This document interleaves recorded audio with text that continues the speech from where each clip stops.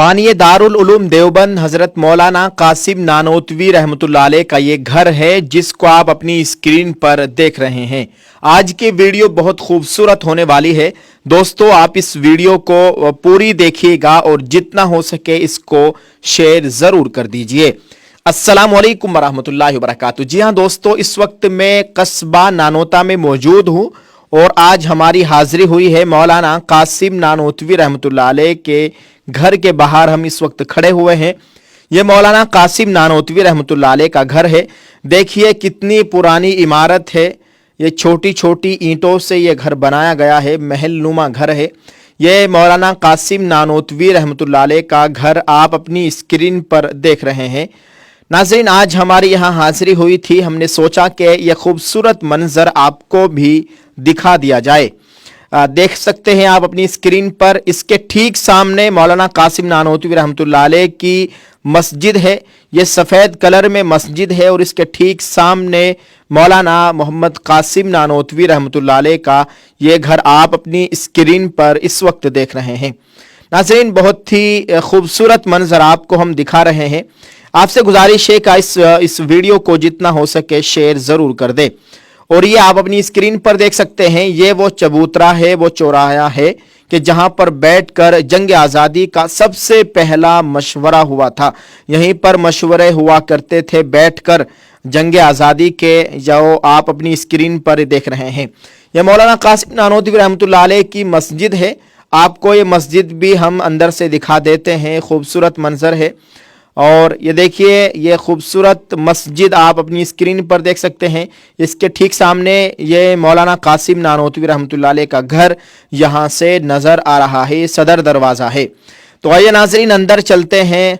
काफ़ी पुरानी इमारत है। ये जो बाहर का बरामदा है ये तो अभी का बना हुआ है, लेकिन जो हज़रत के टाइम की मस्जिद है वो ये है। आप देख सकते हैं कितनी पुरानी इमारत है और यहाँ पर बहुत से लोग आए हुए हैं। आज जुमे का दिन है, आप अपनी स्क्रीन पर देख सकते हैं। ये देखिए जी, अंदर से कितनी बड़ी मस्जिद है। माशा अल्लाह तबारकल्लाह। अल्लाह ताला इसको क़यामत तक सलामत रखे, शाद व आबाद रखे।